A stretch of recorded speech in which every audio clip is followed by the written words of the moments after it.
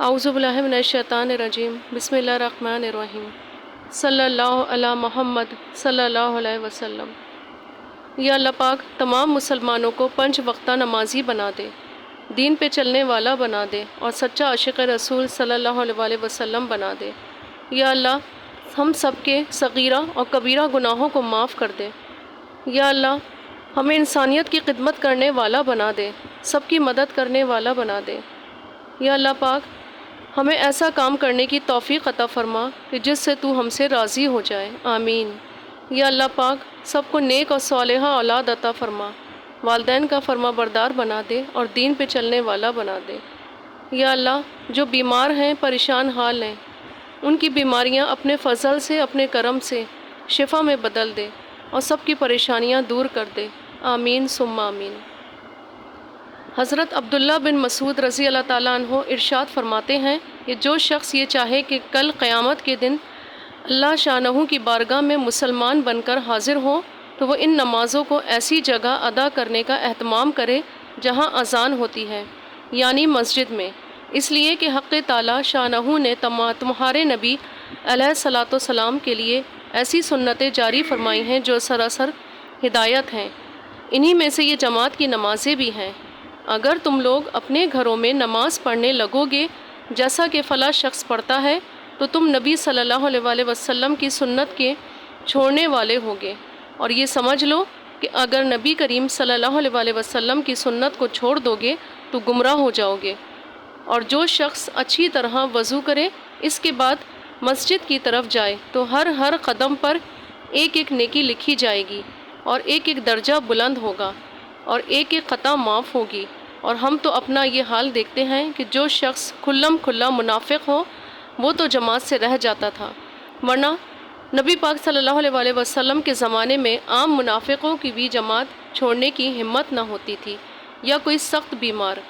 ورنہ جو شخص 2 آدمیوں کے سہارے سے گھسٹتا ہوا جا سکتا تھا وہ بھی صف میں کھڑا کر دیا جاتا تھا، سبحان اللہ۔ صحابہ کرام رضوان اللہ اجمعین کے ہاں جماعت کا اس قدر اہتمام ہوتا تھا کہ اگر بیمار بھی کسی طرح جماعت میں جا سکتا تھا تو وہ بھی جا کر شریک ہو جاتا تھا، چاہے 2 آدمیوں کو کھینچ کر لے جانے کی نوبت آتی۔ اور یہ اہتمام کیوں نہ ہوتا جبکہ ان کے اور ہمارے آقا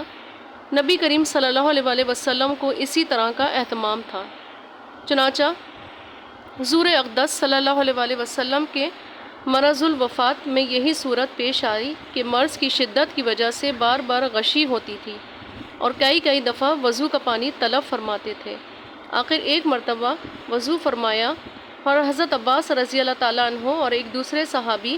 رضی اللہ تعالیٰ عنہ کے سہارے سے مسجد میں تشریف لے گئے کہ زمین پر پاؤں مبارک اچھی طرح جمتا بھی نہ تھا۔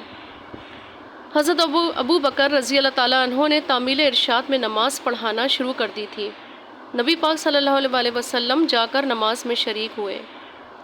حضرت ابو درداء فرماتے ہیں کہ میں نے حضور اقدس صلی اللہ علیہ وسلم کو یہ ارشاد فرماتے سنا کہ اللہ کی عبادت اس طرح کرو گویا وہ بالکل سامنے ہے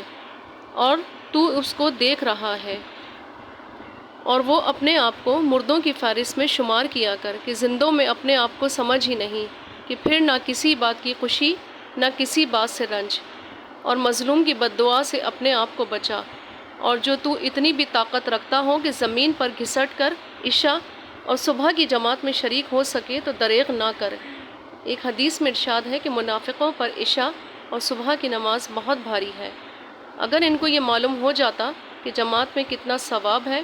تو زمین پر گھسٹ کر جاتے اور جماعت سے ان کو پڑھتے۔ نبی کریم صلی اللہ علیہ وسلم کا ارشاد ہے کہ جو شخص 40 دن اخلاص کے ساتھ اسی طرح نماز پڑھے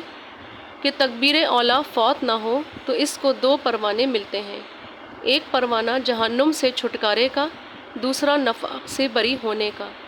سبحان اللہ۔ درود چشتیہ،